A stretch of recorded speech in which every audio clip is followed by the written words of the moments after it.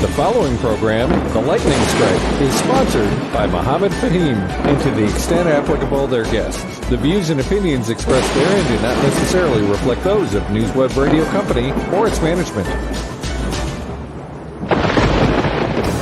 Get ready to be jolted out of the ordinary and into a world where conversations are charged with intensity and facts.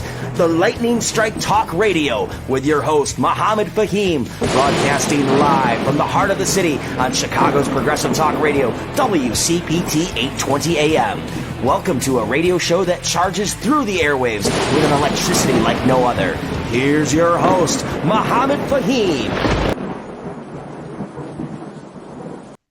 Good morning, folks, and welcome to the Lightning Strike. I'm your host, Mohammed Faheem. We got a power-packed show for you today on WCPT 820 AM. But before we go on with our show for today, which is going to be a congressional forum for the candidates running in the 7th Congressional District primary in Illinois for the Democratic Party, we need to talk about Minnesota. We need to talk about Portland. And we need to talk honestly about what happens when a federal agency mistakes force for legitimacy. The shootings involving ICE operations in Minnesota and Portland are tragic.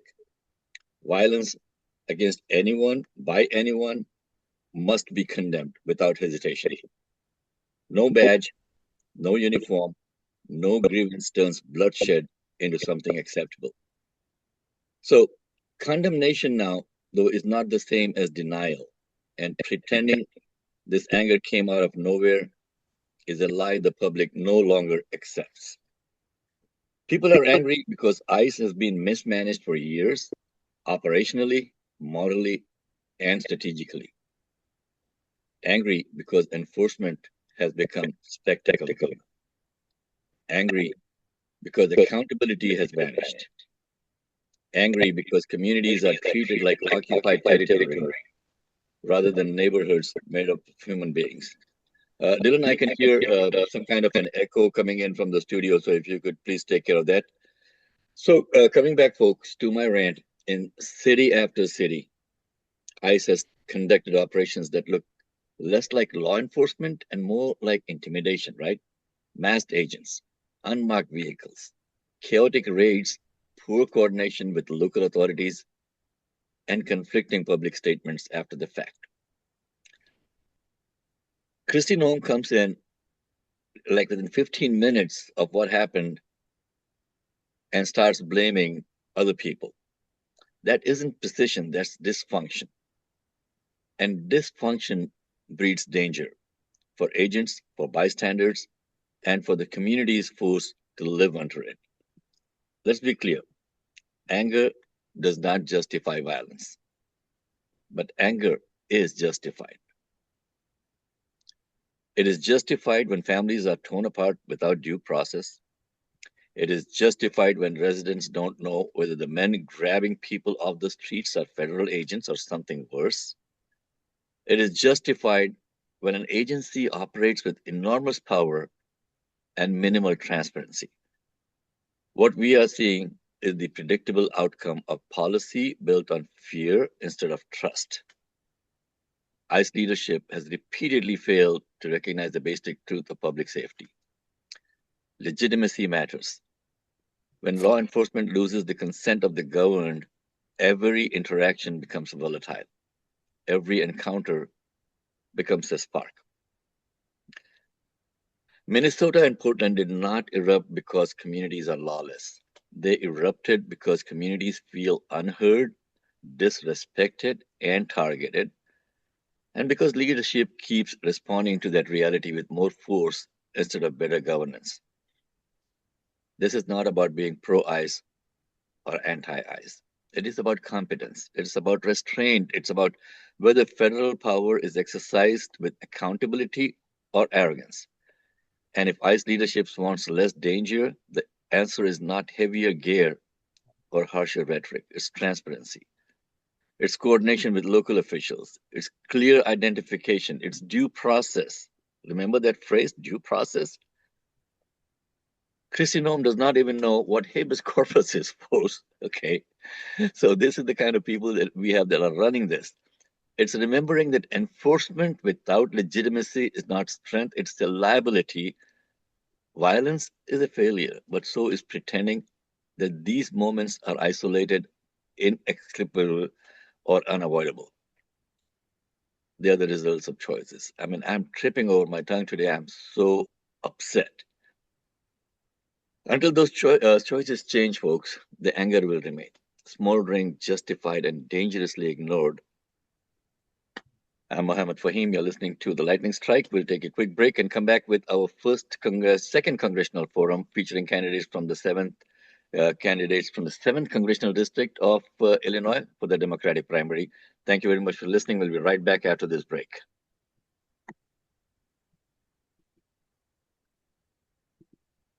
Mohammed, Good morning.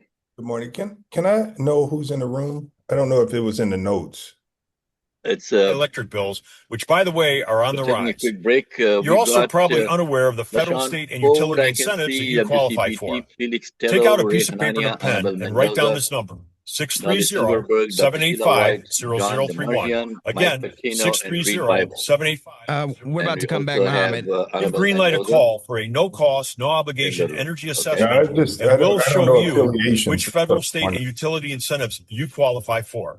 Don't worry, Again, LaShawn, you're looking good. I know you, and I Give know us a call, Annabelle. I just want to know the affiliations. 630-785-0031. This your staff? What's happening? Yes, Reed Bible is Welcome on back our to the team. Lightning Strike with Anabel Mohammed Mendoza is Faheem. not on our team at the moment. Dr. Sheila White is on our team. We're And coming back.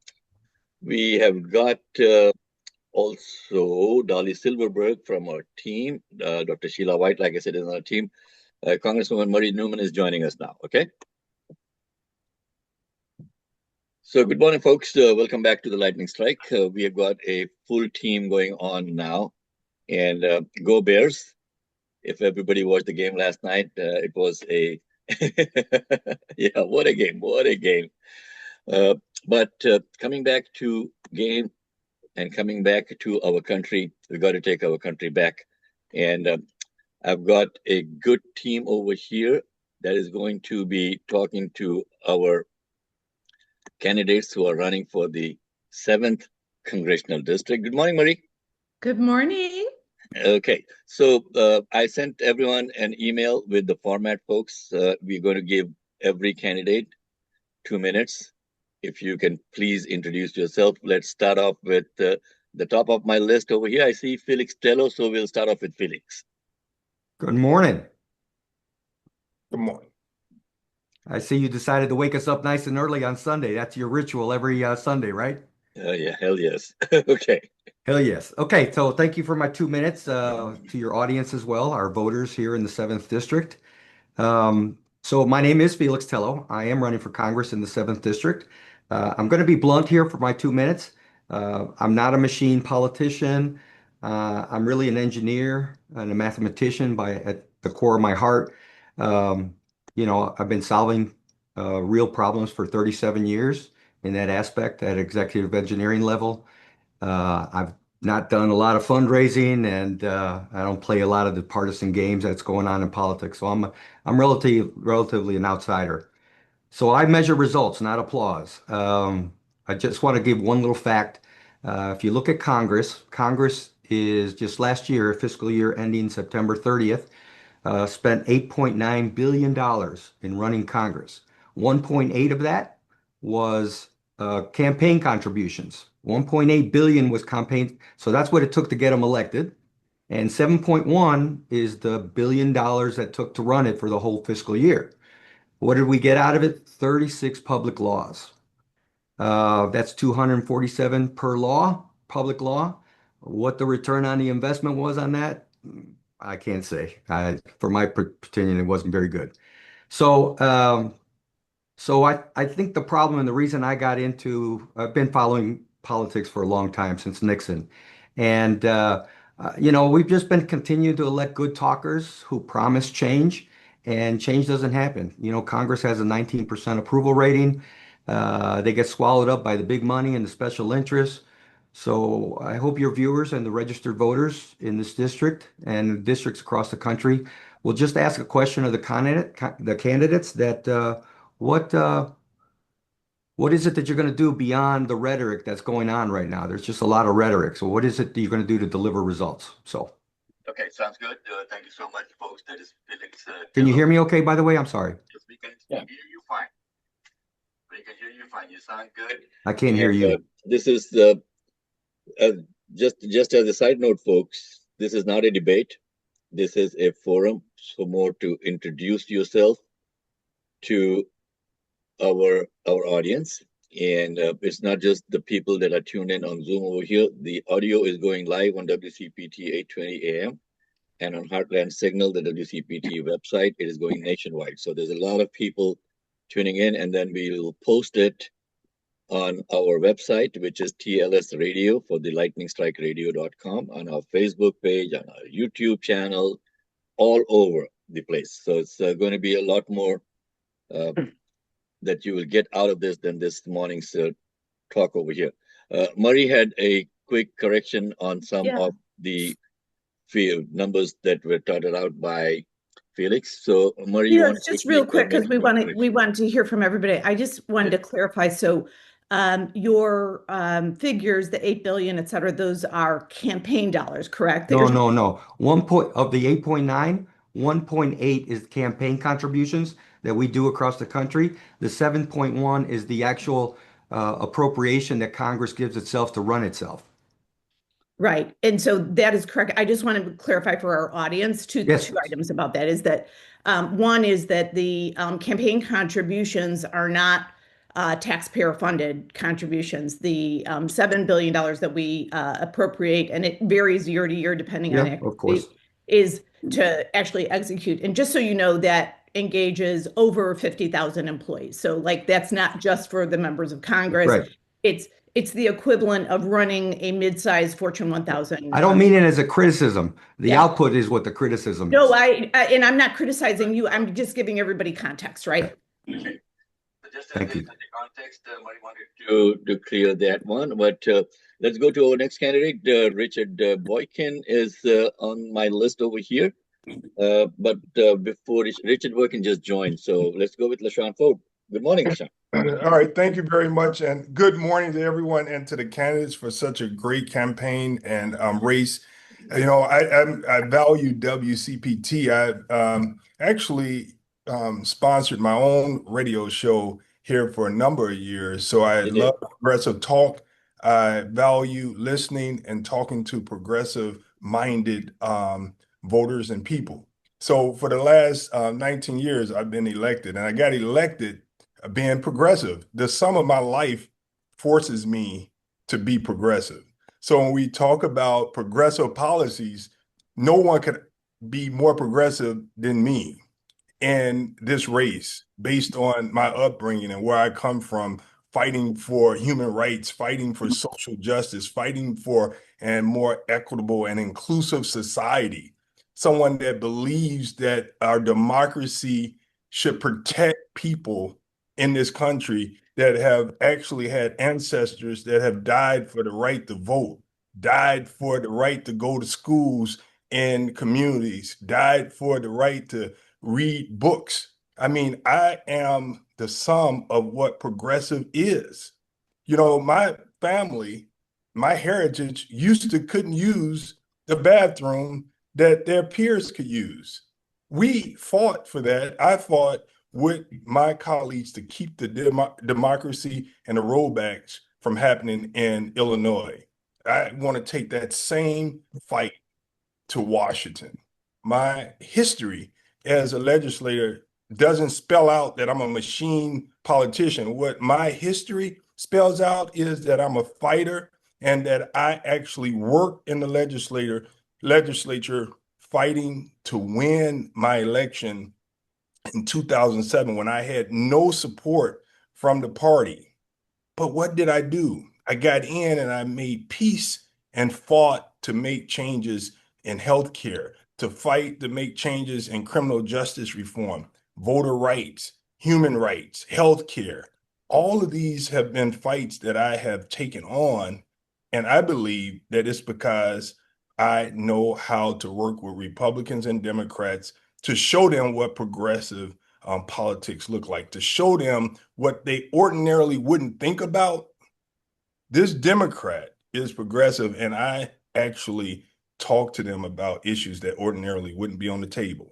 And so that's my time. I thank you all very much for listening. I look forward to further discussing our agenda. There's a lot of questions coming in, everybody from our panel. Our panel is so qualified. But let's go with Anabel Mendoza. Anabel, good morning. Good morning, everybody. Thanks for spending this Sunday morning with each other. It's nice to see some familiar faces and to be back on Mohammed. And it's good to see you, Dr. Sheila White, Marie Newman. I know we met just a little while ago, a couple weeks ago. And Reed, I know you were on the last time as well. So good to see you all and good to meet all the new folks here as well. My name is Anabel Mendoza. I'm a lifelong Chicagoan, born and raised here in the city, and I grew up in West Lawn, a neighborhood on the southwest side of Chicago. For folks who know where Midway Airport is, that's the neighborhood I grew up in. A very proud Latino working class and immigrant community. And I grew up with parents who showed me what hard work, sacrifice, and commitment looks like, and to still be left out of opportunity. My parents worked their full-time jobs, made ends meet. My dad would pick up extra shifts whenever he could, and those experiences shaped who I am, because I saw that despite all the effort that they would put in and day out, like so many families across this district, they still struggled to make ends meet. They still were left, when all the bills were paid, with just a few dollars and 3 kids left to feed. And it meant that there were nights where they went hungry. And to know that this many years later, families in this district are stretched incredibly thin, and we live in the richest country in the world, and we still cannot provide for basic needs like healthcare, like making sure food is affordable, like making sure housing is a human right. That is unacceptable to me, and that is why I am in this fight. After I graduated from Northwestern University with both my bachelor's and my master's in journalism, I went into the immigrant rights movement because that is where I was called to. I fought alongside and continue to fight alongside while I'm campaigning with immigrant youth, DACA recipients, mixed status families. I've worked with unaccompanied immigrant children in detention facilities. Mohammed, you opened up this segment talking about what we saw unfold in Minnesota, what we've seen unfold across the country. I have been the ones on the front lines, and I'm the only candidate in this race who can say that she has dedicated years of her life, her entire career, to fighting in the immigrant rights movement, which is, for the most part, one of the most pressing issues on voters' minds right now. I have worked to build coalitions, to help lead coalitions that block our valuable taxpayer dollars from going to ICE and CBP, and actually work to bring that money back into our communities. We need to fight for living wages, universal health care, universal childcare, because that is what is on the chopping block. And we truly cannot afford to have recycled politicians in this race and to continue down the same line that we have been and expecting different results when we are quite literally in the fight of our lives. Okay, sounds good. Thank you so much, Anabel, for introducing yourself. And now we got Reed Showalter. Let's bring in Reed. And Reed, good morning. Thank you so much for joining the conversation this morning. Again, this is a forum more folks to introduce yourself to our audience, and not a debate stage. So we are not going to be debating each other on this. And just go ahead and introduce yourself and answer a few questions for us just to get to know you. Sure thing. And thanks so much for making some time for this. I know there's many things that we could be doing on a Sunday, and the fact that you all are showing up is really meaningful. So my name is Reed Showalter. I'm running for Congress in the 7th Congressional District to take power back from corporations and the wealthy and return it to regular people. I've spent my career in federal public service as an attorney working in Congress, at the Department of Justice, at the Federal Trade Commission, and at the White House National Economic Council. I've done the work of investigating, legislating, and building coalitions at the federal level to move progressive goals. Whoever wins this seat is going to take office in the middle of the Trump administration, and I know how to hold this administration accountable on day one. A subpoena to a cabinet secretary isn't new to me, it was my job. But I'm running for Congress not just to oppose the Trump administration, I'm running to fight for a progressive vision in our country that's actually worth believing in.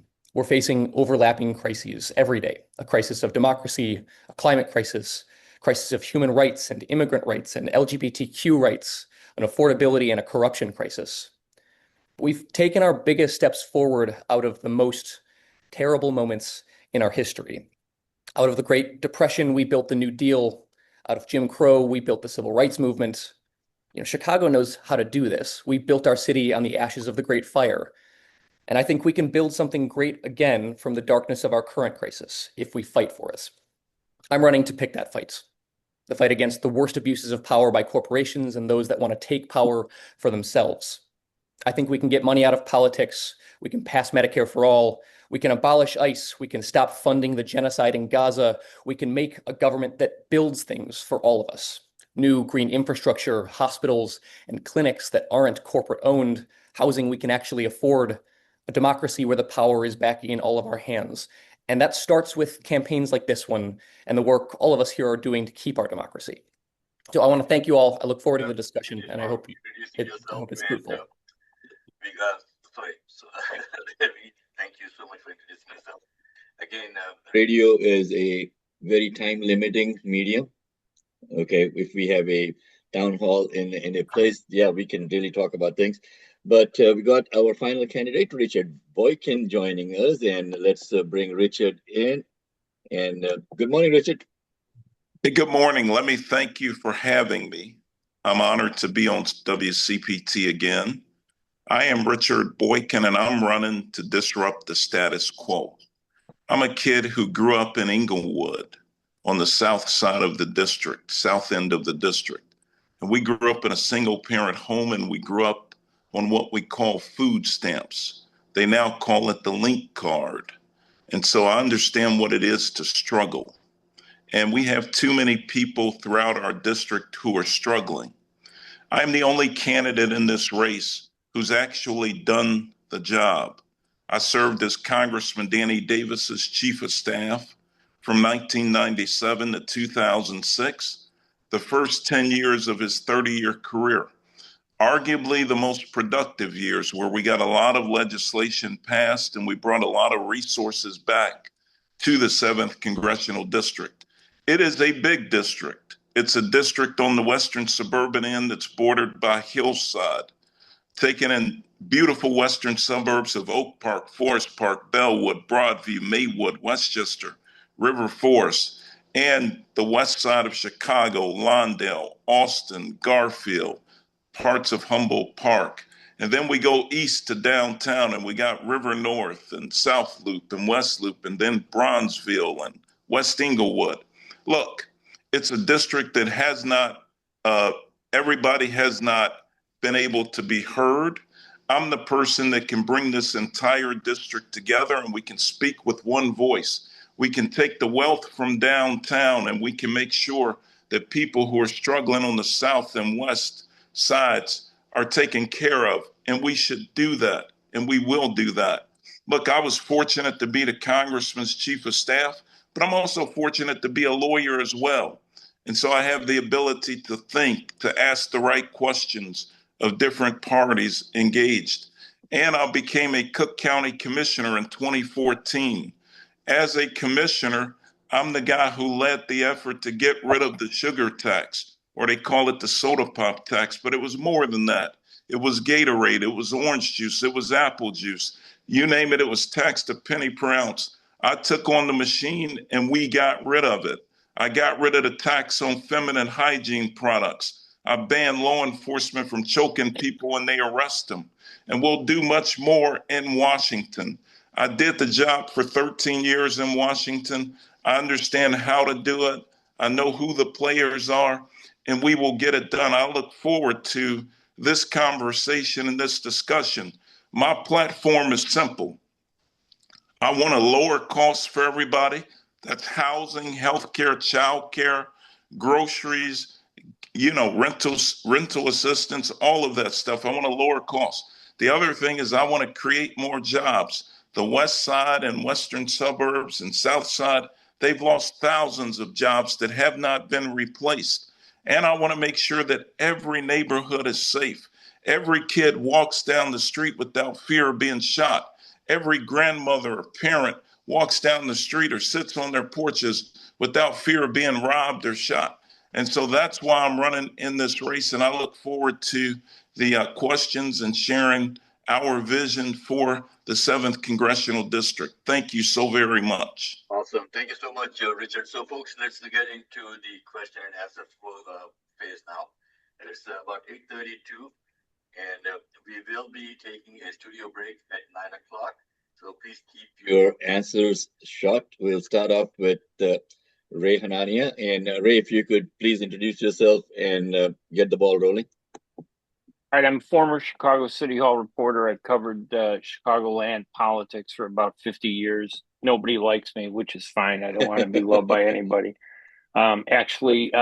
So I know you gave me a couple questions to ask Mohammed, but I want to cut to a couple issues that I keep hearing out there. One is currently only federal income up to $160,000 is taxed for Social Security at a rate of 6.2%.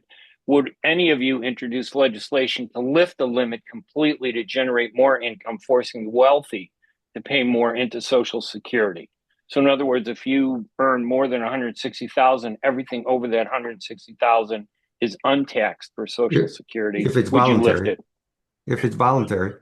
We'll start off with Anabel. Anabel, I need to see if you would like to respond to Ray, and then we'll go with LaShawn, and we'll go with Reed, and then Richard, and the rest of the team. Go ahead, please.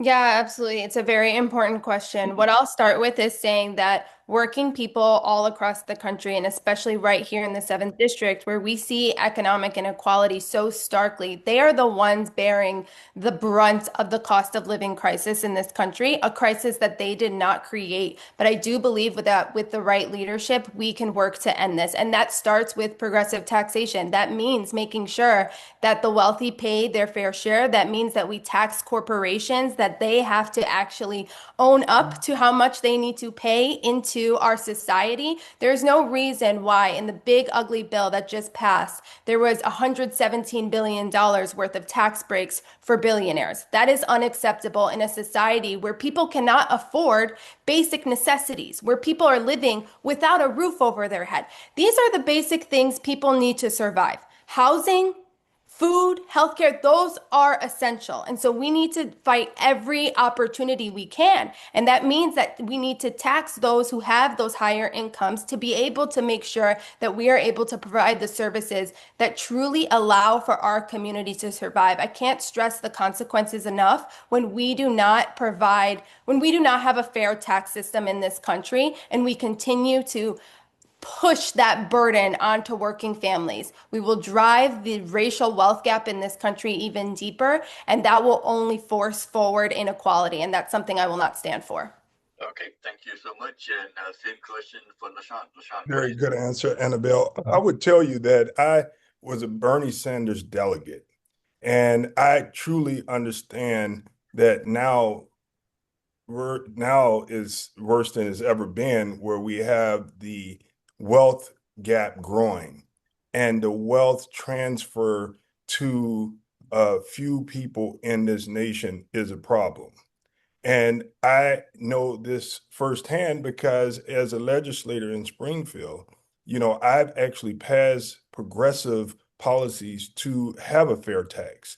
I led the fight to make sure that we have a progressive fair tax on the ballot in Illinois.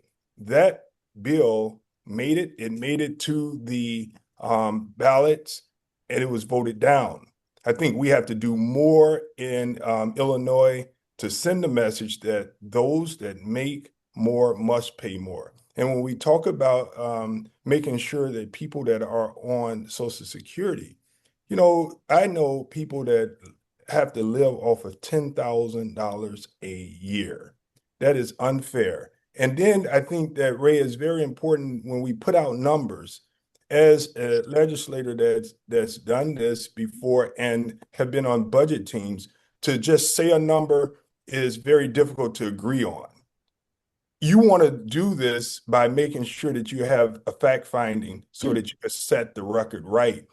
Unintended consequences often happen when you just want to say yes to sound good for sound bites. I want to make sure that those, because you have inflation that often come and then you set numbers that's not right. I am a progressive person when it comes down to forcing those that make more to pay more. Thank you. Okay, thank you so much, Shawn. And let's go with our next candidate, Felix. Good morning. Welcome back. Can you hear me? Yep. I think it's Mohammed that I can't hear well. I don't think we answered the question. The word progressive comes from the word progress. And that is my complaint of Congress, that we don't see progress. The question that it was Ryan, right? I'm sorry, Ryan. Right. So the question that he asked Yeah, was that's okay. whether or not the limitation of Social Security can be gone away with. And my answer is, of course it can, but it should be voluntary. We're already paying enough taxes. So a person should be able to voluntarily contribute to their retirement through the Social Security in that basis. It's a good way. It's a good way to do that. But it has to be voluntary. We can't force that additional tax on. Most of us pay that tax, as you know, out of our paychecks. Every 2 weeks, whatever, we get that check and it says deducted for Social Security. So I would make it voluntary. I would not increase their taxes on that basis. Okay, wonderful. Thank you so much, Felix, for your take on Ray's question. Ray, we got Reed Showalter on our list now. So Reed. Sure. And I want to clarify Ray's points. What he's asking is whether people making over, I think at this point it's about $185,000 a year, should contribute to Social Security. Should they contribute their incomes over that limit? And absolutely yes, they should. I think it's insane and unforgivable that we live in a country that is well on its way to minting the first trillionaire in human history, and we do not have a Social Security net that is expected to remain solvent past 2033, 2034. That's very soon. And we are witnessing a cliff for Social Security that is one of the greatest things that the United States ever created. The capacity to look around at our neighbors and say, we are going to take care of each other. When I am down, my neighbor lifts me up. When my neighbor is down, I lift them up. That is the foundation of the American experience. And the fact that we have wealth inequality spiraling out of control, we have not kept pace with progressive taxes, and we still to this day do not have a wealth tax to go after the runaway wealth in this country while people are struggling to eat, is unforgivable. And so absolutely, to answer your question directly, I think we should eliminate the cap on the Social Security taxes. But beyond that, we should fund this with additional wealth taxes on the very wealthy, because we know that in this country, much of the income for the fabulously wealthy does not even come from traditional income. It comes from their wealth. And there should never be a place where we are letting these essential social safety net structures fall to the wayside while great wealth is being accumulated. Thank you, Reed. And finally, we got Richard. Folks, let me say one thing real quick over here. We did invite every candidate that is running in the 7th district to the forum. We had responses from some of the candidates. We did not have responses from the others. But Mike Patino of Aslan Consultants is reaching out to everybody on our behalf. Thank you so much, Mike, for doing that. Richard, your question, your answer to Ray's question. Ray, thank you for the question. It is a salient question. Social Security is set to run out of money in terms of being able to pay its beneficiaries by 2032, actually. And quite frankly, I believe that the wealthy, in fact, should pay more. It's an issue that just basically is equity. I mean, if you have more, you should pay more. Yes, we should be lifting that cap, and we should do it quickly. Look, I don't think you need another study to look at this. We've been doing this, but we're facing a cliff. And quite frankly, this is one of the best programs that came out of the New Deal. And we want to make sure that it's available for generations to come. All of the folks who are talking about wealth inequality, they're right about it. But quite frankly, the legislative framework in Springfield, I mean, when you look at the property tax bills that just came out and the fact that they hit three Black communities the hardest: Garfield, Inglewood, and Lawndale were hit the hardest.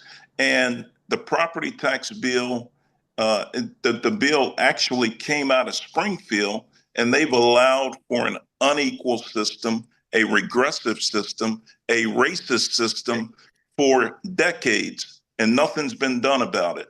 And so if we want to talk about inequality, we ought to start in Springfield and try to make things more equitable for people here in the district. Thank you. I don't believe that was Ray's question. So, well, I just went into we talking about inequality. Yeah, let's talk about inequality. Yeah, let's not debate things over here today. It's more about being very specific, and because of the. Well, I answered Ray's question. The answer is yes. I'm for it. Yes. Yes. I answered his question. Yes. Awesome. Thank you. Yeah. Let's leave it at that and come back with Marie. Yeah, just a quick context, clarification and context about Social Security, right, folks, is that Ray poses an amazing question, right, because it would, that is a great opportunity to create equality, right, is to have everybody be contributing at the rate at which they should be, right? So that's a great question. But I want to be clear because a few folks have made the comment about that we're going to be insolvent. So three things, as we all know, that that financial structure is self-fulfilling, right? So that we all get taxed so that, in fact, it stays solvent.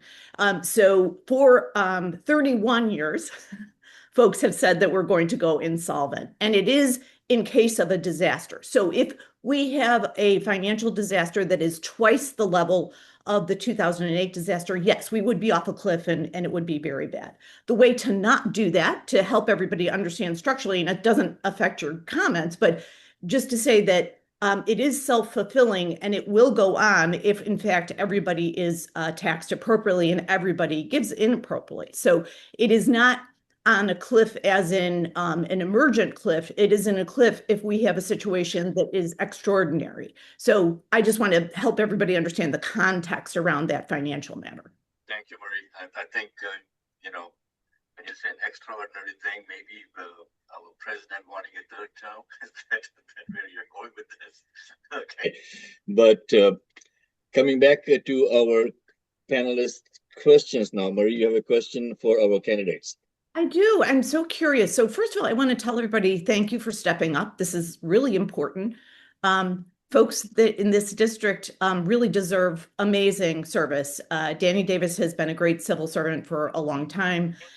So I'm so pleased to see the very talented crew, not just here, but the other candidates that have stepped up as well. So congratulations to all of you. You're all very qualified. I looked at everybody's bios. So thank you for all you've done for the community. So my question for you is, and this is tricky to do for candidates, so I'm going to challenge you a little bit. Without platitudes, zero platitudes, so we can all agree that, in fact, healthcare is a human right. Nobody would quibble with that on here. I'm going to ask you a question about your healthcare proposal in Congress. If there's one existing that you would support, great. If you have a new idea, please share that. Remember, you only have 3 minutes, and there aren't platitudes are not allowed. So with that, I'll give you a hint. Start with structure and give it a label, and then talk a little bit about the high strokes around it. So I'm going to go to State Rep Shawn Ford. Thank you so much for being with us today, and it's good to see you. Thank you, Congresswoman. I think that healthcare is the most important issue that we have on the table right now, making sure that everyone has the ability to have preventive care. And so, one, we have to look at our seniors to make sure that our seniors are protected with care, making sure that we don't continue to expand the privatization of Medicare. That's a problem. It costs too much. So one, we have to protect against privatization of Medicare. Secondly, we need to make sure that we stop the bleeding as it relates to the rollback of President Obama's affordable care. So right now, we know that it's very difficult in America for us to have health care for all, but we have to fight for health care for all. Remember, I am a Bernie Sanders delegate. I believe in that. I put my record to everyone here to prove that when it wasn't popular to be a Bernie Sanders delegate, I was, because I believe in what you call healthcare for all. So I want to make sure that regardless to the status of your economy and your zip code, that you're able to have a form of healthcare in America. A basic healthcare is necessary. And so what you have to do, if you want to buy a better plan, so be it. But everyone should have the right to basic health care for preventive care. And so we will first fight to make sure that we extend the tax credit so that people that run businesses like you, Congresswoman Marie, are able to afford health care in America. I know that there are business people listening now that may have dropped their health insurance because the health insurance went up by double. And so they can't afford it. I hear from people right now, daycare owners, people that do cosmetologists, barbers that actually had health insurance, and they had a $3,000 a month premium with a $17,000 copay before they could even see a doctor. That has to be eliminated. We have to protect what we have and improve upon it. I'm ready to fight for a progressive healthcare for all. I'm going to go to Anabel next. Thank you so much, Congresswoman, for the excellent question. For me, I would push for Medicare for all, absolutely, making sure that dental, mental health care, all of that needs to be included. That is healthcare as well. There's no excuse for why people should be going bankrupt or should be forced into situations where they're deciding how to pay for their bills because healthcare continues to rise. People are seeing that their premiums are skyrocketing. So we need a universal healthcare system that encompasses everybody. I also want to highlight here that undocumented immigrants pay into our system so much through their labor and through taxes, and honestly, they do not reap any of the benefits. Undocumented immigrants remain uninsured. And the last time I checked, when you go to the hospital and you have an injury, it doesn't matter whether you're a US citizen or an immigrant. You are hurt and you are in need of care. And I know healthcare professionals would say the same thing, whether you're a nurse or you're a doctor, you deserve care. Our system has been rooted in corporations that drive up the cost of healthcare, prescription drugs. That is something else I would take on. We need to make sure that we're holding these corporations accountable, capping the prices of prescription drugs so that people can actually afford their medicine, and make sure that we are fully funding community health centers, clinics across the district. And then the other thing I'll add here that I think is often forgotten is I have talked to many tenants who live in this district in affordable housing units that become synonymized with undignified housing because they have chronic water seepage that has led to mold. They have lead pipes in their homes. That is also about health. That also affects your quality of life. So part of healthcare for me is making sure that we fight for federal funding to be able to remove those lead pipes. There's no reason why people should be drinking contaminated water. There's no reason why people should be inhaling mold and getting chronic illnesses as a result. So all of those things would be issues that I would tackle in this umbrella of how we fight for healthcare that actually serves our communities. Wonderful. Richard, please share. Congresswoman, thank you. It's so good to see you. Happy New Year. You too. Let me thank you for the question. The 7th Congressional District has more healthcare assets, hospitals, federally qualified community health centers than any other congressional district. It is the most important issue, as you talked about. You don't have to go far from here. If you go to West Garfield, there is a 20-year life expectancy gap between people who live in West Garfield Park and folks who live downtown. West Garfield, you're expected to get to 67, downtown 87, and it's only 7 stops on the Green Line. I'm so glad that folks have read my healthcare policy proposal because I have it on my website. I unveiled it last week. And let me tell you what it calls for. It calls for restoring equity and funding for federal healthcare programs serving vulnerable populations. That means we're going to reverse the cuts to Medicare, Medicaid, SNAP. We're gonna make sure that we put the money back for healthcare research in NIH, at CDC, and other places. We're going to expand the number of federally qualified community health centers. We're going to increase the minority representation in the healthcare workforce. We're going to end food deserts. We're going to lower costs for food. We're going to support vaccines, and we're going to reduce harm caused by controlled substances, including cannabis. And that is the substance of my healthcare proposal. I'm for universal healthcare coverage, and that better known as Medicare for all. Thank you. Felix, please share. So, Congresswoman Marie, I greatly appreciate your question because it allows me to create a very important distinction of why I think we are not making progress on the healthcare issue. In this little book is the Constitution, and in it, there is no right for healthcare in here. If it was, then we should be putting this amendment for a right for healthcare in the Constitution.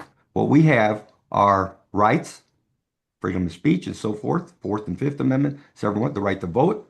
In 1920, the women got the right to vote. All that stuff, right? Those are rights. What we have is a need for food, shelter, and safety. And the way we meet needs is through appropriation. And Anabel is very right. That stuff got taken away from us in an appropriations bill that's super ugly.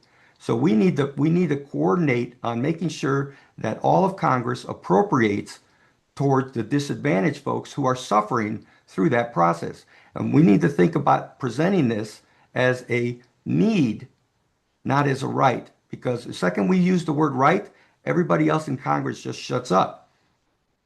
I'm talking about the other side of the party. So I know this is not a debate, but I appreciate that distinction. Thank you. And Breed, please share. Sure. And likewise, appreciate the question. I think it's important to get into the weeds here. Like several of the other candidates here, I firmly support Medicare for All, the bill most recently introduced by Representative Jayapal and Senator Sanders in the Senate as a partner. But I think it is long past time that we take a further step there. We have a cost in the American healthcare system that is, in many cases, about per capita twice as much as our OECD peers for health outcomes that are middling at best. And it's because we have a corporatized healthcare system all the way through. So we need a single payer system. Yes, absolutely. But beyond that, we need to get corporatized control out of the healthcare system more broadly. Because if we have a single payer and we still have Pfizer, for example, controlling most of the pharmaceuticals and corporate hospital ownership that is allowed to cut staff and reduce the quality of care, then we are still in a system where people are not getting the quality of care that they need to in order to survive and thrive. So I support, obviously, Medicare for All as the single payer system, but beyond that, I would like to see a blanket ban on the for-profit private ownership of hospitals, as is the case in several states already. I would like to see substantial reforms to pharmacy benefit managers that use their power and their leverage to deny people access to pharmaceutical drugs in exchange for rebates and games that squeeze profits out of people who should otherwise have access to those pharmaceutical drugs. I support minimum staffing levels at hospitals and clinics, and I support a New Deal level of investment in building and training new facilities, new nurses and doctors, which we have a shortage of across the field, building clinics and hospitals where people don't have to drive 20 minutes, 30 minutes, 40 minutes, or in many cases, especially if you're in rural parts of the country, an hour plus to a place to get care when minutes are life-saving. I support a stronger set of merger controls to prevent the consolidation of our healthcare system that has been ripping people off for decades now. And I support the federal government taking a more active role in the development and distribution of the drugs and medical devices that we develop in the first place. Most of the major drug breakthroughs that we see in the United States are taxpayer funded. And then we hand out those basic science innovations to for-profit companies and say, do with them what you will, charge whatever you'd like. And we need to take that power back so that people can afford those drugs. And so that when we have Medicare for all, when we've built the power for Medicare for all, the American people through their taxpayer dollars are not being ripped off through that system by paying for overinflated prices of care, pharmaceutical drugs, and other ancillary services. Mohammed, you're on mute.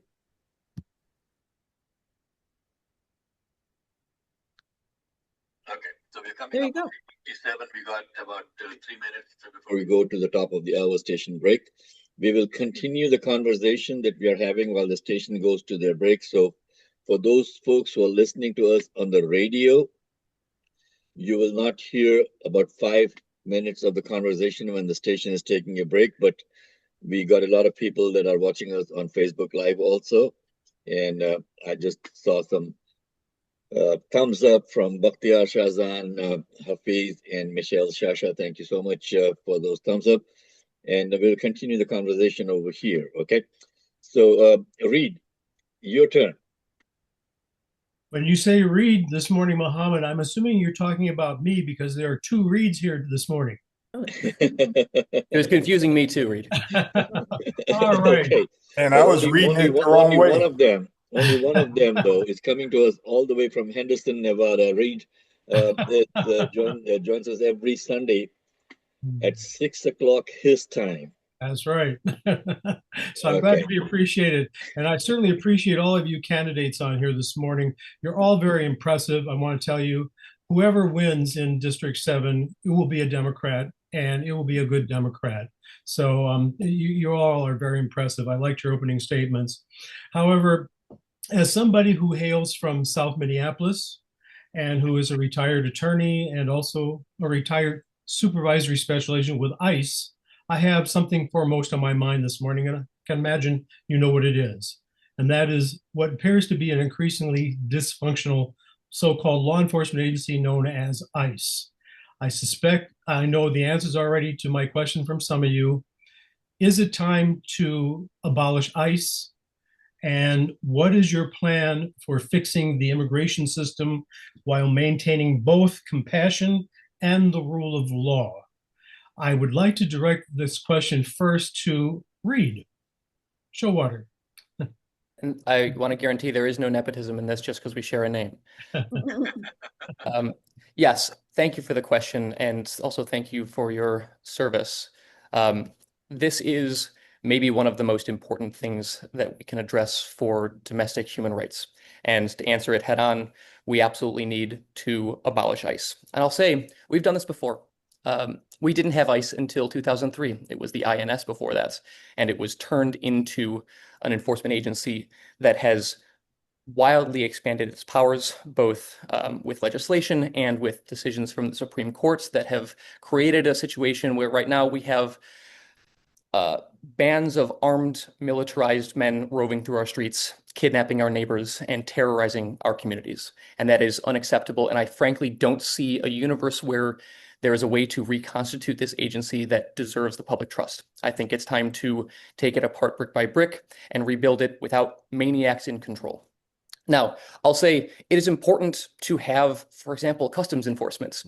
You need to make sure that you don't have invasive species coming over the border and disrupting local ecosystems. It's important to know what the flow of people back and forth. And so there is a space in government for an immigration and a customs enforcement function, but this agency is not that and cannot be that. And beyond that, beyond the abolition of this current ICE agency, I think it's long past time that we are having a discussion about real prosecution of the officers and decision makers who have, to my mind, engaged in illegal and unconstitutional actions, from the murder of Renee Good, most recently in Minneapolis, to the shooting of unarmed civilians, to the gross abuse of public trust and power across the country, and especially in this district, as we have watched Broadview turn into a detention center and a concentration camp, and people across this district be kidnapped without process.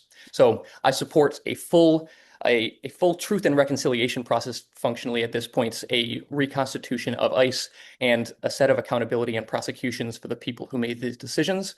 And I don't think we can move forward with reasonable immigration and customs enforcement until we do that. Thank you, Reed, for your thorough answer. And I'd like to turn this now over to Ms. Anabel.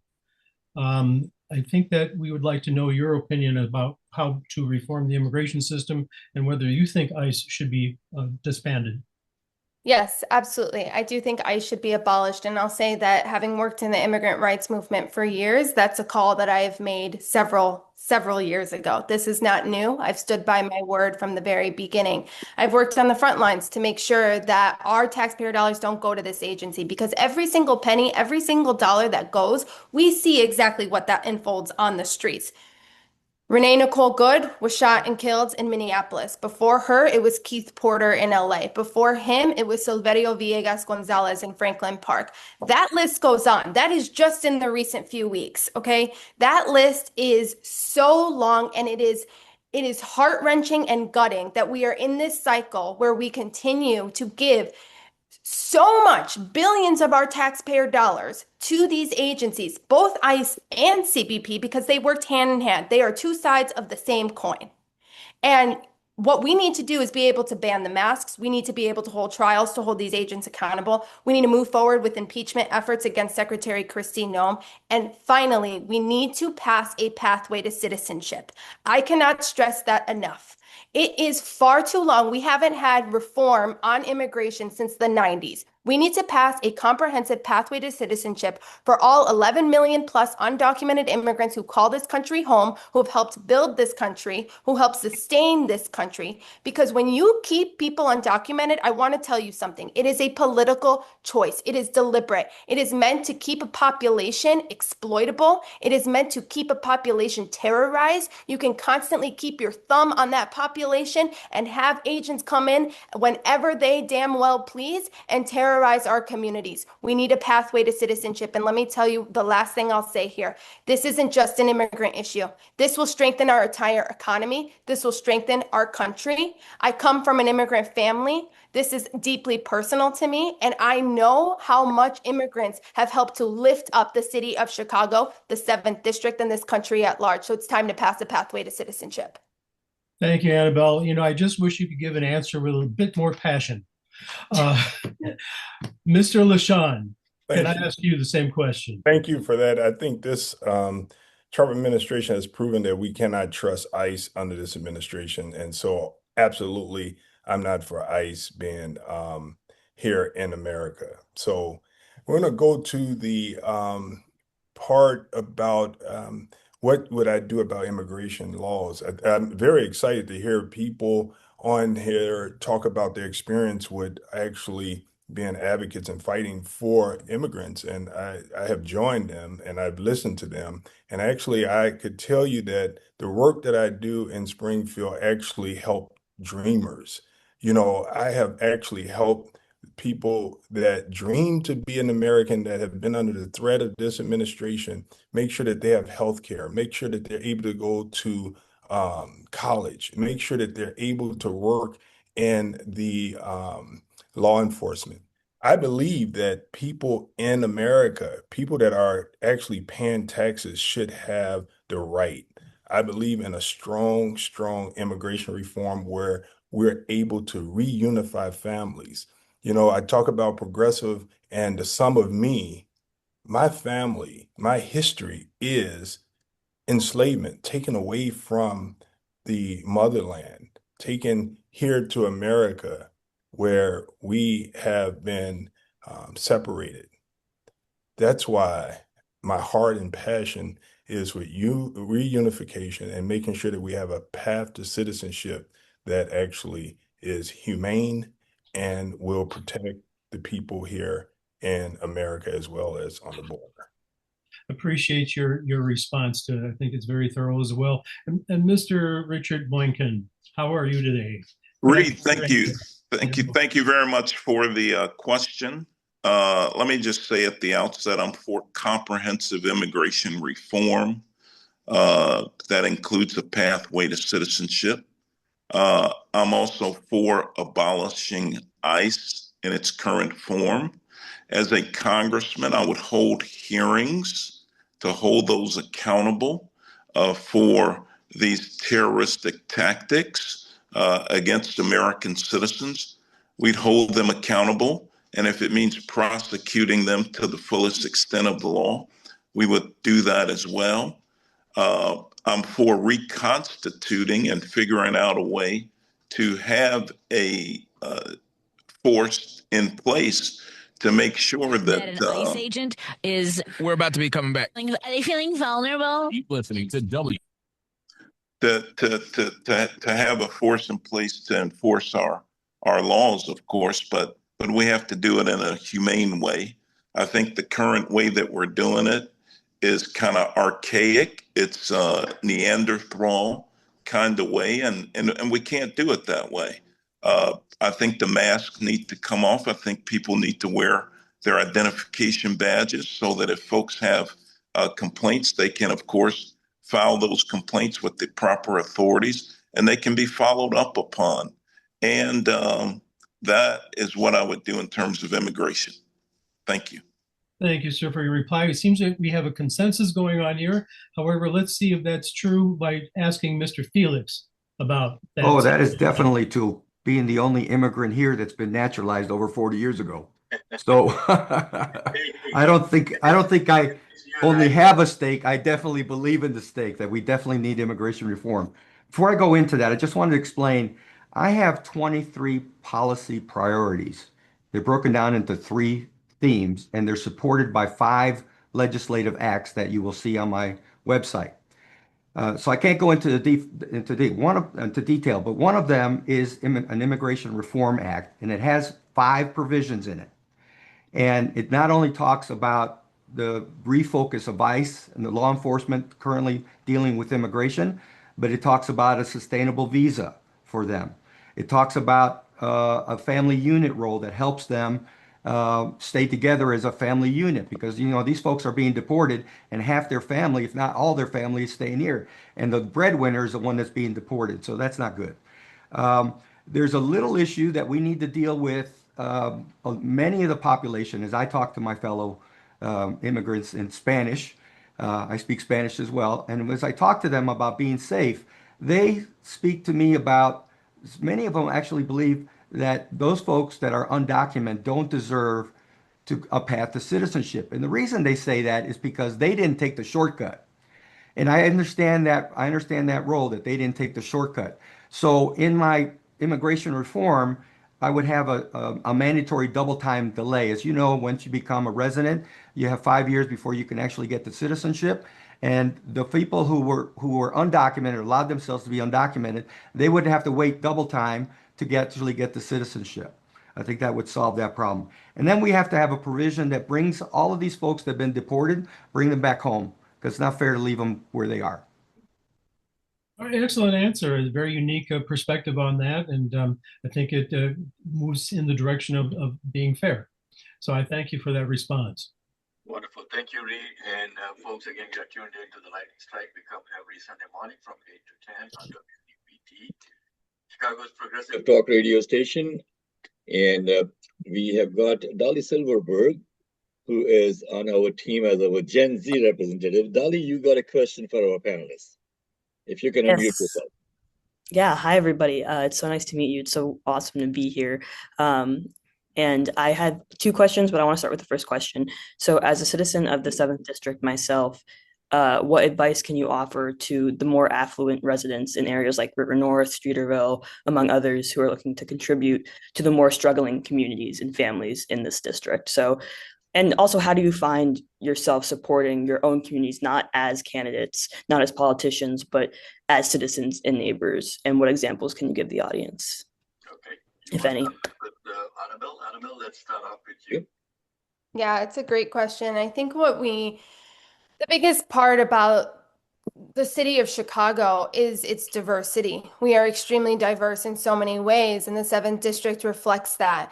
But this is also a part of the South and West sides that have been historically segregated. We have been kept from actually building power and community with each other. When we talk about the areas that are the richest in this district, particularly the Chicago downtown, I'm a lifelong Chicagoan. I'll be honest, I don't often go to the downtown area because my life was in West Lawn, and growing up there in these really unique, diverse, rich neighborhoods that have a lot of culture.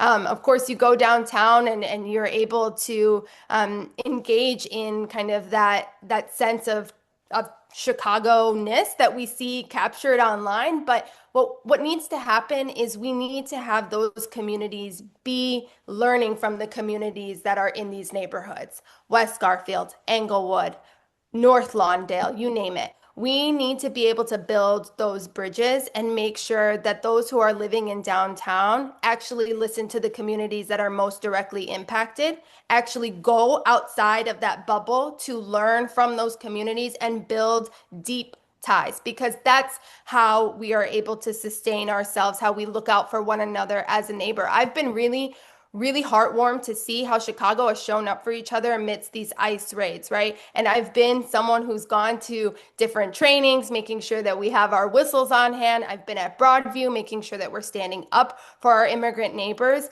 But it takes collective effort. It's going to take mass numbers. It's going to take us getting to know each other beyond just living in one neighborhood and actually going outside of our front doors and getting involved in communities that have been doing the work for several years. That work has existed and it needs to be prioritized. And I think that that's something I've often said in this campaign, is that communities that have been impacted have the solutions. They just haven't had the mic, or haven't been listened to, or haven't had the funding to back up those solutions. And so we really need to direct the priority to those neighborhoods.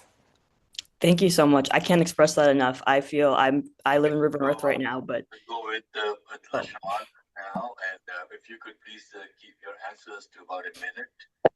Yeah. 9 o'clock and 13 minutes now, and we need to wrap up by about 9:30. Our regular 9:30 contributor, Maria, is traveling out of the country, so we could extend the time a little bit. And then we have Carl Moose, our other participant over here. Carl is actually on vacation with his family, so Carl is not joining us. Before we go to LaShawn, though, LaShawn, real quick, I've got somebody here, John Damarjian. I don't know who John is. John is muted, and John is not on video, so I don't know whether he's a candidate or he's not a candidate. So we'll leave it at that. He's my cousin. He's just a fan and listener. Okay, now you say that. Okay, right. Okay, I said it earlier. Okay, let's go to Mr. Ford. Thank you for the question. I have to tell you, it's the income inequality and the shift in the wealth in this country that makes it hard for not just the people on the west side and the south side, but even people that are living in River North. It's only a few people in America and in Illinois that have millions and millions of dollars. And I often try to work to bring all of us together that's not a part of the wealthy, so that it could be us against them. That's the only time that I try to start that big fight, is with the wealth gap, to really fight against this wealth gap and fighting for the people that are struggling. Many people look in River North and they think that everything is right and good and that there's no struggle. I know that there's a struggle. As a real estate professional, those rents over there are extremely high. And sometimes people have to work two jobs. They have to borrow from their parents. Fortunately, the difference between some people that live in River North and other affluent communities is that they have what you call families that could support them. The West Side and the South Side, they don't have that so much. And so I'm in the fight for all of the 7th Congressional District, knowing that it's a struggle for everybody. And it would be great for us all to respect the struggle. When we respect the struggle that we all have, then we could fight together against the enemy. And the enemy is actually those that are dividing us because they have the money to do so. Okay, Felix, let's come to you and get your. Yeah, I think I told you all already that everything that we're going to discuss here, I can relate it back to my 5 congressional acts that I plan to submit on day one. This particular one is called the Village Act. It's about the Village Act. You know, it takes a village to raise a village. So this particular Village Act deals with the question that was at hand was what do the people who are rich do in with this problem of helping the communities? And I would say that they should continue to donate. They should continue to help charitable organizations. They should continue to do that.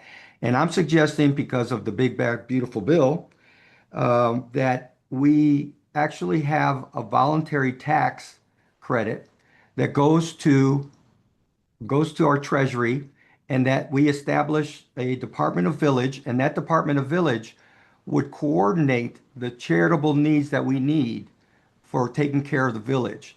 So, as you know, the Big Bad Beautiful Bill just ripped out healthcare, ripped out food stamps, ripped out a whole bunch of stuff, just a bunch of stuff that we're all obviously angry about. But we need to establish the reason that the rich don't contribute to Congress and don't want to be taxed more is because they can't direct their taxes to a particular benefit. They're charitable people. There's some huge foundations out there. When I talk to the foundations, they're huge. They're like, we want to contribute. But we just cannot send it to Congress because Congress doesn't appropriate it.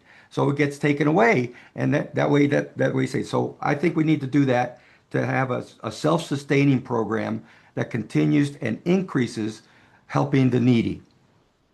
Okay, read Showalter. What's your read on this, Read? What a name, man. But it is. Can't read Bible, though. Yes, that's right. I can't beat Read Bible. I would Reed's never try. wife's name, Reed's wife's name is America. That's extraordinary. That'd be Miss America. Thank you. Yes, 2 really important questions, and I think they sort of go to the heart of what we're trying to do here, Dali. So thank you for these. First, I'll say Chicago is a service town. This is a community that, for as long as I've been around, has been one where neighbors show up for each other. We go to food banks and food pantries, and we volunteer on the weekends, and we help resettle refugees and immigrants and build homes and do that work both secularly and through our religious organizations. And it's tremendously important and quite unlike many of the other cities that I've been able to visit. It's the reason why after the shooting of Renee Good, there were thousands of people in the streets of Little Village because Chicagoans are there for each other and they show up for one another. And being a part of that is, I think, what makes a person fully a Chicagoan. So I would encourage anybody, wherever they can, to participate in that and show up with your neighbors, because these are raw times and we need each other wherever we can be. The thing that I'll say beyond that is that somehow at the same time, Chicago has a long history of being among the most segregated and among the most wealth unequal in the country. It is also like America in that way, where we have bound up our racism and our classism in one neat bundle that excludes people from the benefits that should be for everybody. And that is especially true in the wealthy white neighborhoods of the 7th District. And so to LaShawn's earlier points, there are a lot of neighborhoods here that I want to speak very directly to. When we talk about building affordable housing, for example, many of the obstacles there are people with a lot of property value in a multi-million-dollar home who don't want to see dense housing built that would allow people to afford their housing because it would drop those property values. And I think it is really important that we push hard for as Martin Luther King said, a positive peace, which is the presence of justice rather than the absence of discomfort that people feel in gilded neighborhoods that would otherwise prefer to sort of guard that privilege to themselves. And so as a call to everybody in this district, and especially in the wealthy neighborhoods, now is the time to show up to each other, for each other. And we are showing up already. And it's time now, especially in this historical moment, to be there in every way that we can, breaking down the barriers of racial and wealth and class inequality, because we cannot move forward without that. Thank you, Reed. And Richard, we give you the final word on this question from Dali. Well, thank you very much. And Dali, thank you for the question. And thank you all for having Gen Z involved in this. I'll tell you, linking up downtown wealth with poverty on the west and south sides is something that I did when I was with Congressman Danny Davis. I mean, I was responsible for coordinating business leaders downtown with business owners on the west side of Chicago. And we did what you call a mentor protege program, where big businesses actually mentored small businesses on the west side of Chicago. One such company was R.R. Donnelly, who actually took a small business under their wing, and they helped to grow that business into that minority business into a bigger business. What I'd like to do as a congressman is take it a step further and figure out how we marry people with folks on the west side and south sides of Chicago, because it's important, because we're all interdependent upon each other. A strong west side of Chicago is good for downtown. A strong south side is good for downtown. All of us are in this thing together. And so what you have is you have a stabilized community when you have people who are on the west side and who are on the south side who are able to work and do well and provide for their families. And guess what? That means they're not going to commit crimes against somebody who may be from downtown or somebody else to try to survive. And so we're all in this together. We're all interconnected. And I want to make sure that we expand on the mentor protege program that I did when I was chief of staff to Congressman Danny Davis. And finally, I'll add this. As a board member at the Miles Square Federally Qualified Health Center, we've expanded healthcare opportunities for people in Auburn Gresham. I know that there was a question about how have you done this in your practical day life. Well, I did that as a board member, and I've also done some other things on the Chicago Lighthouse for the Blind Board and other different board services. Well, thank you, Richard. It's 9:23, folks. Fortunately, we produced and host our own show on WCPT, so we don't have a hard stop that we have to take. With Murray's permission, Murray, can we go a little bit beyond 9:30? Of course. I'd love to hear from everybody. I'm gonna have to back out of anything past 9:30. I want to stay, but I have to. Okay, that's fine. So if you have a hard stop at 9:30, LaShawn, feel free. But we don't have Carl Moose joining us today, so we do have some time to extend the show. But let's go with Dr. Sheila White. We've been waiting patiently for her turn to grill you guys. Good morning, everyone. This question has to do with community needs, social infrastructure, and representation. And I'd like to begin with Anabel on this question. Communities in this district, they're facing layered crises, housing instability, healthcare access, unfunded schools. How would you ensure community voices shape your agenda rather than your constituents or donors?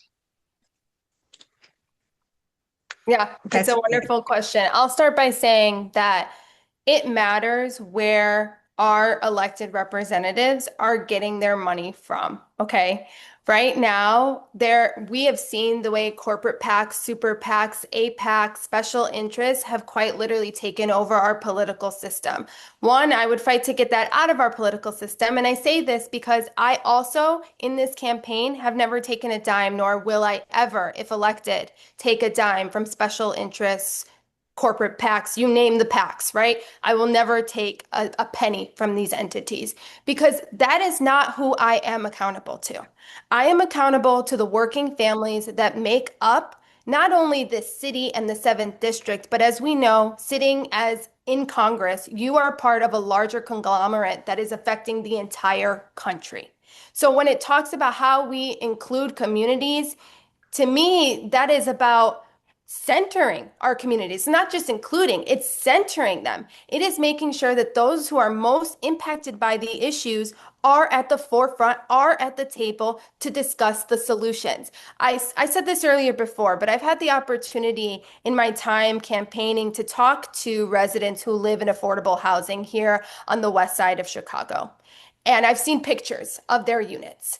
And again, I cannot stress it enough that these are not livable conditions. I literally spoke with a tenant who said, I would rather live on the CTA because this is not something that I cannot continue this way anymore. And this person is in their 30s. They're young.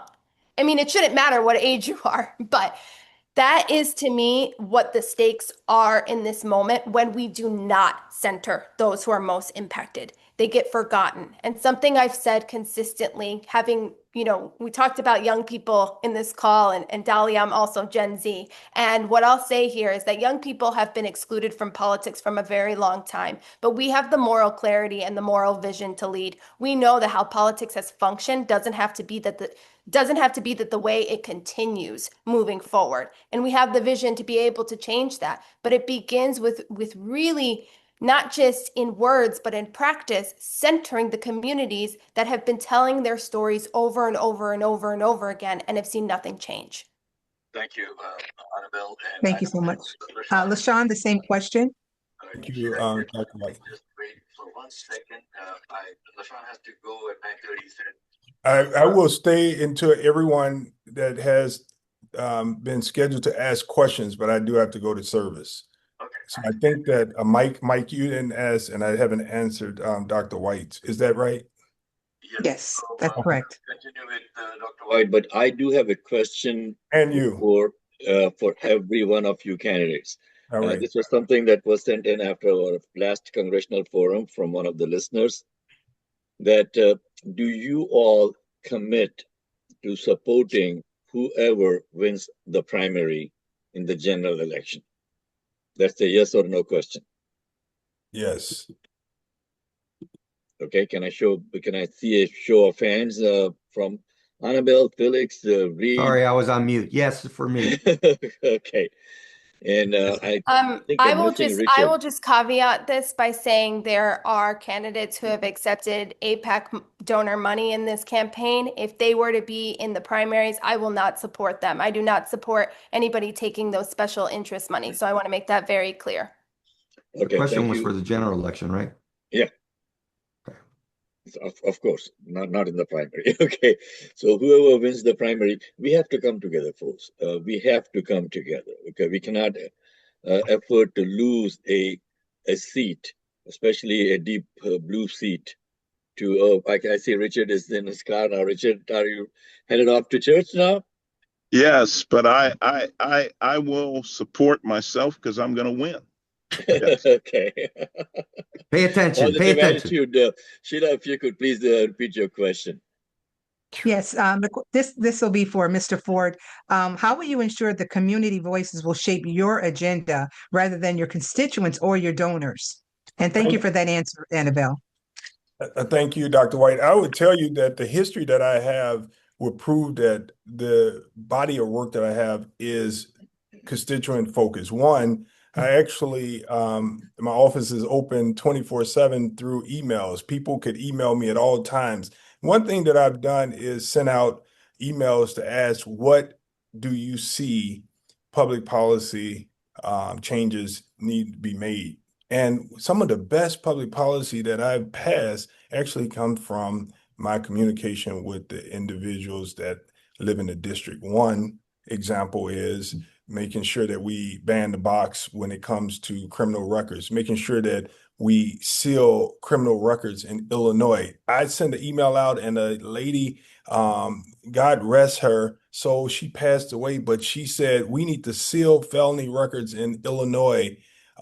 We only could seal misdemeanors. We got together, we wrote the law, and we actually passed that bill into law, and it's the law today in Illinois. The other part, I've been working with the community on HIV and AIDS. I've done multiple HIV and AIDS legislation based on what the community is asking for. One of the most progressive HIV and AIDS bills that I actually passed was the bill that would allow for routine screening. It's a routine screening when you go in and get your tests for your other health screenings. HIV and AIDS is a part of it, and it is a opt-out provision. But this was a lesson that I learned from the community, listening to them. Also the heroin opioid task force. This is respond to the community. This is something that I've led on in Springfield and right here on the west side of Chicago and on the south side, making sure that we have public policy from what the community has said and what we need to do. So my policy doesn't come from special interests. It comes straight from the community. And my war chest is poor. So I don't get money from special interests. If you look at what I have now, it's zero. I made the choice to do the work with the people, and I will let that be my strength, not the money from special interests. And it's worked out. We passed great public policy. One of the other ones that I would tell you that is very progressive, people are talking to me about making sure that we use psychedelics for mental and behavioral health, PTSD. That is progressive in the form that no one in the legislature would work on, because it wasn't a what you call popular thing. But I listened to the people, and that's what they asked for. The other one that's progressive and also from the people is the safe consumption sites, making sure that people don't overdose in parks and on buses and in libraries. That's progressive, and that's the work that I've done from listening to the people. Yeah, we are running out of time, so please keep your answers to about a minute if you could, folks. We still have to get Mike Patino's questions in, and we finally see John's face up here. Okay, so Felix, same question for you. Oh, so no equal time for me, huh? All right, LaShawn. No equal time for you, sir. Sorry. Okay. So I'm a little troubled by the underlying assumption of the question, because when Mr. Boykin is here in the 7th District and I am in Washington, D.C., it's my job, my duty to represent every single individual in Congress, regardless of status, regardless if they're donor, regardless of it's my job to represent everyone. So that's what troubles me about the question is I'm not going to choose who I represent. I represent everybody. So that's troubling. I want to mention very quickly about campaign financing. I'm probably the only person that's being transparent. If you go to, you don't have to donate to my campaign. I'm kind of like LaShawn on this. I'm trying to go with as little as possible. But you go there, and I'm being very transparency with another organization, not Act Blue, that you'll see a lot of transparency in my expenditures. It'll be real time, so please take a look at it. Thank you, Felix. And I also have a follow-up question for Mr. Reed. What mechanisms will you put in place so that your constituents can hold you accountable between elections? Yep, great question, and I really appreciate the follow-up as well. I think there's two sets of answers here. There's a personal story here and a structural one. The personal side, to make sure that we are in touch with every part of the district, is the way that we're running this campaign and the way that these types of jobs should be run generally. Done right, the job of a representative should be a burnout job. Every hour of your day should be spent either legislating in Washington or spent talking to people in the district, reflecting what they have, And so we shouldn't, frankly, need term limits because you should get to several years into this and say, I'm really tired and I need a rest. That is the campaign that we've been running here. We are canvassing and talking to every part of the district. We are at assisted living facilities and low-income housing and suburbs and inner city and every part of the district, talking to people about the things that are going on in their lives, because it is the job of a representative to go out and seek that, not sit on your laurels and wait for it to come to you. Structurally, there's a lot that we need to do to our politics, both at the national level and as a representative in the district, to make sure that there are pathways and portals for that.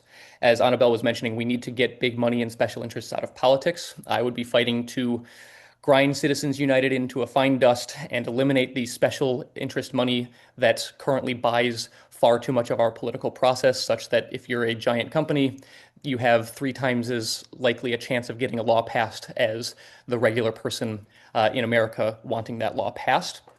But also, as a representative yourself, you have resources to deploy. And some of those are, for example, constituent services offices. I would commit, and I have committed, to opening a constituent service office in every part of this district so that no person in the district is more than a 15-minute drive from the office, so that you can meet with people who are culturally competent with language skills and the appropriate skills to navigate the many processes or needs that a person would have. And all of that information flows up to the leadership of the representative's office so that at all times we have a consistent and easy information flow back and forth between the representative and the community, because you cannot represent the district if you don't have a way, a mechanism, a structure to actually get that information back and forth. Thank you. Back to you, Mohammed. Thank you, Sheila, for your question. Folks, Ray has put up his email, so if you are running for office and if you have press releases and stuff, you could please send that to Ray at his email in the chat box. You'll see his email, and Ray will definitely get it on his Substack and his other publications that are out there that Ray communicates directly with the people in your district. And finally, we got Mike Patino coming in. Mike, you had your question in your hand when I first started the program. Again, folks, radio has got very tight time limits, and we were fortunate today that some of our regular participants are actually traveling on vacation, so we could extend the time. And Mike. Yes, sir. Good morning. Good morning, Mohammed. Thank you so much. And thanks to all the people that showed up. We worked really hard to get people on the show. It's very important that your constituency hears what you have to say, and vice versa. It's very important for once you get elected, or hopefully keep working for the people. I have a question for the group regarding turnout. The turnout in primaries like this is often embarrassingly low. What is your actual plan to expand the electorate, especially among young voters, immigrants, and people who've stopped believing voting matters? Okay, we'll start off with Anabel, and let me just say real quick over here. Kina Collins just messaged a few minutes back that she woke up with a pounding headache today, so she could not join us. We do miss her. But Anabel, Mike's question to you. Yes, thank you so much, Mike, for the question. Could you just repeat it really quickly? Yes, turnout in primaries like this is often embarrassingly low. What is your actual plan to expand the electorate, especially among young voters, immigrants, and people who've stopped believing voting matters? Yeah, absolutely. This is such a critical question at a time when you're right that there are so many people who don't believe in politics or that politics can work for us. I'll say that right now we have an opportunity to reinvigorate that kind of trust in our political system with this election and with the 2026 midterms. When it comes to expanding the voter base, we need to make sure that we are hosting continuous civic engagement options. That's not just, hey, register to vote. It's actual education conversations, coming to the table, having discussions about why it matters to show up and to be civically engaged in so many different areas of our lives, not just in voting. That is one very important way. But one thing I'll say is that in my time here living in Chicago, there's been candidates who I've canvassed for, and at times I'll go into massive apartment buildings and I'll go door knocking and I'll talk to people who will say, "Oh, I don't feel like voting," or my vote doesn't really change anything, or when is the election, right? That is a reflection of the fact that we have not done the work as leaders to make sure that our communities are well informed and understand the power of their vote and understand the power of their voice. That doesn't fall on them. That falls on us for not doing that work consistently to make sure that we're showing up. So one of the things I would do if elected, one of the first things I would do is make sure that I am having consistent town halls all across this district in every single neighborhood, because voters and constituencies who have never voted before deserve to have a representative who they can actually see, who they can actually talk to, who they can actually go up to and engage with. We have an opportunity to change the way that politics has functioned and not just have a representative who is maybe isolated to DC and you only see them on, from time to time. We need to make sure that young people and generations even older than that have that opportunity to really engage and feel like they are being seen and heard. Okay, we got 3 minutes to finish off, folks. So 1 minute each to LaShawn and I'm happy to say that Congressman Davis has always been accessible to people. They have his cell phone numbers. He's endorsed me. I subscribe to that very, very community service. People have my cell phone numbers. How do we engage the Gen Zs and the millennials? We do it during this campaign. You start working with them now. I dropped something in the chat so that you all see. We are serious about the voices of the Gen Zs and the millennials, but we have to make sure that we listen to them and we engage them during the campaign and bring them over into a civic minded process. We have to deal with their issues, affordability for college, affordability for rents. And so we have to be real about the real life issues for them. And there's a lot to say about this, but I'm serious about it and have always been serious about it. Thank you. So what we will do, folks, we will invite LaShawn and Felix and Reed in another forum, not forum, but individually to come on and shows in February, okay?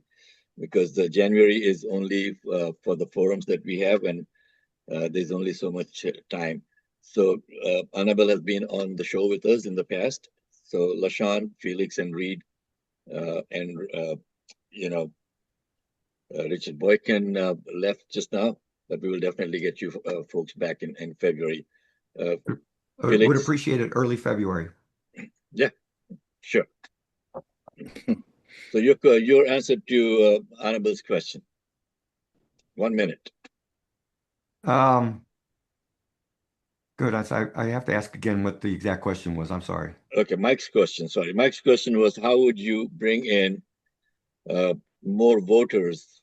Yes. So I'm just paraphrasing. So there's a serious problem with the disenfranchisement of voters in general. At least that's when I'm visiting and doing my legislative circles and visiting the immigration population, and when I'm discussing with them, they sometimes just smile at me and just say, "I'm checked out, buddy. I'm done." I'm like, I can't deal with the problem anymore because no one's doing anything. Congress has a 19% approval rating.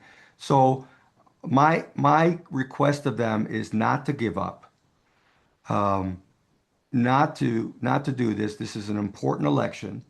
This is an important direction, and this is a time where we need to change the direction of our country, and we can only do it with their vote. So it's not just about their voter rights; it's about re-energizing them. Unfortunately, they have a reason to be demoralized and so forth. They're just not seeing the progress that they expected to see. So that's really my conversations I'm having with folk is more along encouraging them, encouraging anybody. It doesn't, my path to election is, the workers and the union workers and the immigration population, as I talk with them on Spanish and so forth, and all the other communities, right? All the European descendants as well. So it's to me, it's about encouraging, not telling them it's a right. Just say, please stick in there. Please do your role, do your civic duty. Please, it's important. We all have to, Felix, and I'm glad that you speak Spanish.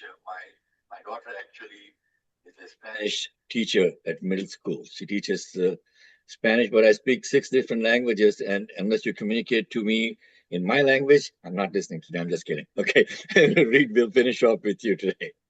Sure. And thank you, Mike, for the great question. As you were mentioning, in the 7th District alone, in every cycle for the past several cycles, we've lost 5,000 or more voters. And that's not a unique trend. It is how people have been engaging in national politics as well. And I think the reason for that is that our politics hasn't been giving people a reason to believe. Several people have said that you talk to voters and they're checked out and they say politics doesn't do anything and my vote doesn't do anything. And some of that is speaking to the truth that even our biggest and boldest proposals from the Democratic Party have been to sort of glue things back together and put it back on the shelf how it was a few years ago. And we are long past a time when it is necessary for us to take bigger swings. When we hear about the crises that we're facing, we need to respond as though they're crises. We have an affordability crisis. We need to build housing at a scale we've never done before. We need to take on the healthcare access challenges at a scale that we've never done before. And that is not just a fight for a few subsidies here or there. That's a New Deal era scale of mobilization of public resources. And that is the type of thing that people want to see. It's especially the type of thing that people of a younger generation want to see because they have watched as the past several decades, there hasn't really been much hope. There hasn't been a lot to believe in. You are basically waiting for the next cycle of a great recession or a political system that's going to sell you out. And so part of the thing that we're fighting for here is trying to give a real progressive vision that people can believe in and communicating that wherever we can. We're on social media every day. We are out in the streets talking to people on the doors every day. We are calling people wherever possible. And this is not something that we are asking from other people. The job of a representative is to show up and be there for the voters. And that's what we're doing. Thank you, Reed. Thank you, Felix. Thank you, LaShawn. Thank you, Anabel. And thank you, Richard. Had to go for church, but we'll finish off the show with Marie's usual segment. Marie, and if you folks would like to stay on for the next 6-7 minutes while Marie finishes off the show for us today. Marie, go ahead. Well, what a wonderful discussion, and so good to hear everybody's viewpoints. It's this is such an important place for people to be able to come and hear everyone. So I was always a big fan of forums when I was both campaigning and in Congress because you hear everybody and lots of good questions are asked. So bravo to all the candidates and keep going and stay safe on the trail. Turning our attention to my segment, ignore it at your risk. So the reason we do this segment is, folks, is because a lot of stories get ignored or bigger stories with some subtext that's necessary are ignored. So this week we're going to do a contracted version, and Mohammed's going to keep me on my toes and take me down when we're done here. So let me know how we're doing, Mohammed, because we're a little contracted today. So impeaching Kristi Noem. Our own Congresswoman Robin Kelly stood up immediately after Renee Good was shot down by ICE agents this week and filed articles of impeachment. Why is that critically important?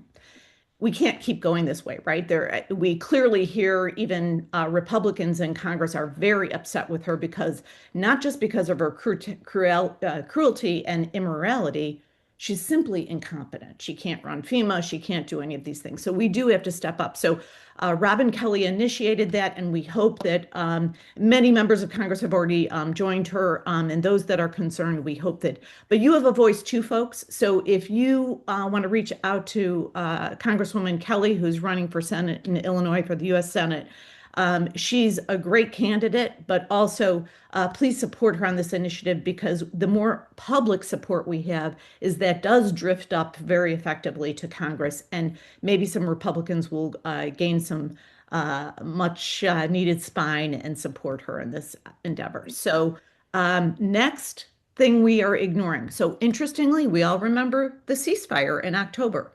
But ceasefire is an interesting label for that, right? Has it been a ceasefire? Not really. We continue to have lots of fighting go on. In fact, there's a Al Jazeera reporter that kind of said it perfectly, and I'll quote her. When the announcement was finally made in October, the streets erupted with, great joy and cheers, and yet fear crept into her heart that there was just some calm that was scary because it was just the calm before the storm. So another round of attacks, and that has happened regularly every week.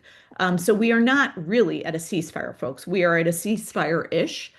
So what does that look like? There's continued violence everywhere as of today. We're seeing that hundreds of Palestinians are getting killed, that in the mountains, that there are actions in response to Hamas going on all the time. Neither side has put down their weaponry, which was part of the ceasefire. So was this ceasefire indeed brokered? That's the question. It was not, because no one's following it. The humanitarian crisis is catastrophic. That's how every World Health Agency and aid agency has described it. It really hasn't changed that much. There's been more volume in humanitarian aid coming in, but because of all the insecurity and weather and the Israeli restrictions, because the blockades are still up, folks. So that's why aid's not getting in. I just want to make everybody aware for that. We're at a political stalemate. No one is willing to go to the next stage of the brokered peace agreement. And we continue to have utter displacement and destruction. So hundreds of thousands of Palestinians remain displaced and are living in barely tents. And it's not even appropriate to call them tents at this point. And then the West Bank violence is just never ending. The settler attacks and all of the expansion continues to go on. So when this administration calls it a ceasefire, just know that it is not. It is, I would say, violence has been reduced ever so slightly. So let's know that. What else are we not seeing out there? What are we ignoring at our own risk? Venezuela, all kinds of fun this week. Interestingly, a great deal of obfuscation has occurred. So Trump had a meeting with big oil execs on Friday, and to say that it did not go well, I think is an underestimate. He didn't get the result. He was hoping to get $100 billion in investment, and I think it is best said by the CEO of Exxon said it kind of perfectly, and indicated that that Venezuela is uninvestable. So what does that mean? That's a business term that effectively says that at this point, and in the foreseeable future, there is no way to invest and have it be a confidence builder in any way. So once again, Trump and his administration has gone on a very vicious, immoral, and unconstitutional boondoggle that was a goose chase, and now it's chaos. So, we've all seen. So what's interesting is their response is, well, we went to get our oil back, and we'll talk about that in a second. That's inaccurate. We went to free Venezuela and help the Venezuelan people. And then the third option that they toggle in there is stop the flow of drugs. Well, most of the drugs are not coming out of the country. Less than 10% are coming out of the country. So we should have, if in fact we felt the need to invade a sovereign country, which is unconstitutional the way they did it, they should have gone to a country that actually is problematic with drugs. This was not. So where are we at? Right now, the current vice president, Maduro's vice president, is being designated as the acting president. But unfortunately, Trump keeps saying he's running the country, and then Rubio was saying something entirely different, and then J.D. Vance is saying. So what is it? So we're truly in chaos here right now. And then I will wrap with just the ACA subsidies. The good news, folks, is that 17 Republicans joined the Democrats, and we passed the ACA subsidies for this next bill. As you know, we had done a CR to move it over to January. They voted on it in the House. It likely will not go through the Senate, but here's where all of our friends in America come in. Call your senators, call your Republican senators, and say, we want you to support that House bill.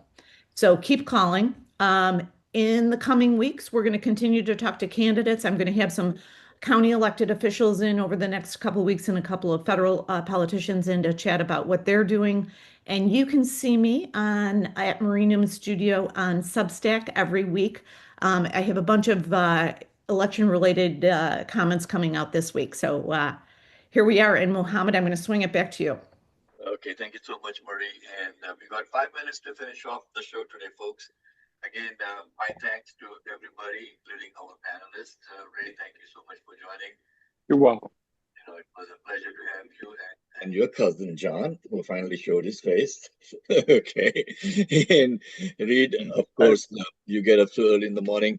Dali, great question from you today. And remember, folks, there are going to be nationwide protests now. And if there is a protest in your part of the country, in your part, in your town, please go out and join. We cannot afford to let this thing slide. This is become so critical now. We have had the No Kings protest. Yeah, this is going to be equally important for us to step up as a community and say, this is not America. We cannot afford to have this hanging over our head anymore. And for the president to come out with a statement blaming, the victim, that is, I'm at a loss for words, Murray, over here. And then the vice president comes in.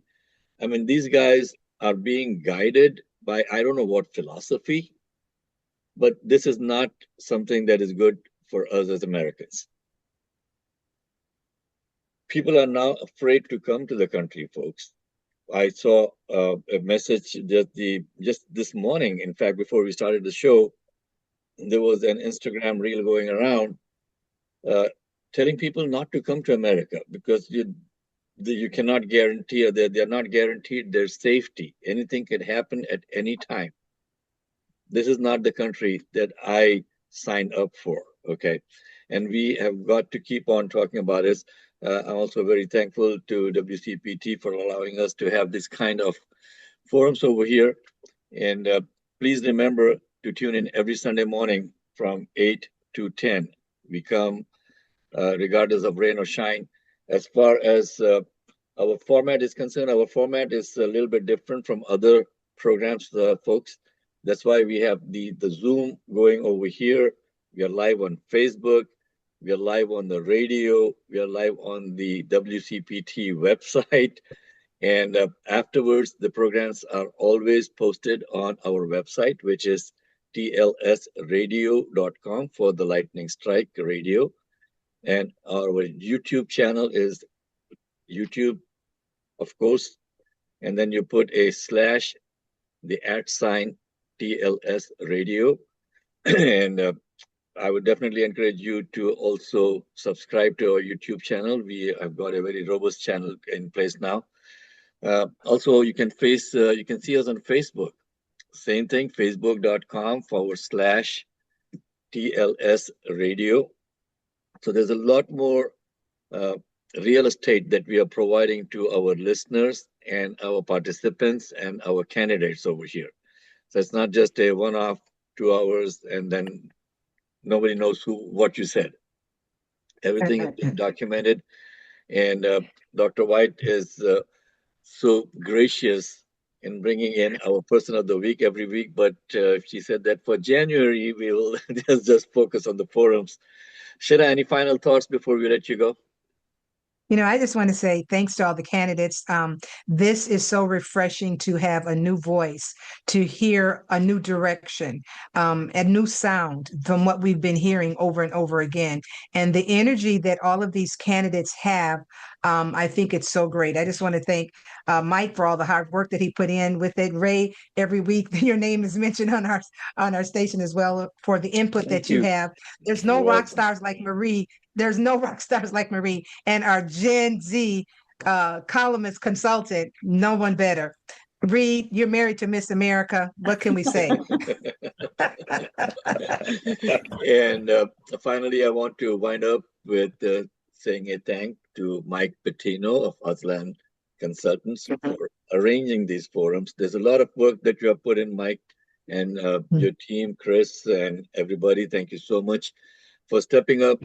This is our country, folks. And I keep on saying this, that we say, it's our country. So we got to take it back. It's a government of the people, by the people, for the people. And we are the people. We are not the sheeple that most of us would like, to kind of refer to the people that are out there right now, just following an ideology. Please come together. take our country back. Thank you very much for listening. We'll be back on the air next Sunday, same place, and we'll have candidates from the 8th Congressional District joining us next Sunday on WCPT 8:20 a.m. for the lightning strike. Over and out. Thank you. Hey, Mohammed, I might have Miss America say hi to America perhaps next week. Just for Okay. That would be awesome. That would be awesome. Okay. That would be great. All right, guys, have a good day. Okay, folks. Bye. For those folks listening on Facebook, we are winding up the show now. If you have any questions, any concerns, any thoughts, anything that you would like to share with us, please send us a message on Facebook, and we'll see you next week, Sunday, same time, same place. Thank you. Bye. Bye-bye. Take care.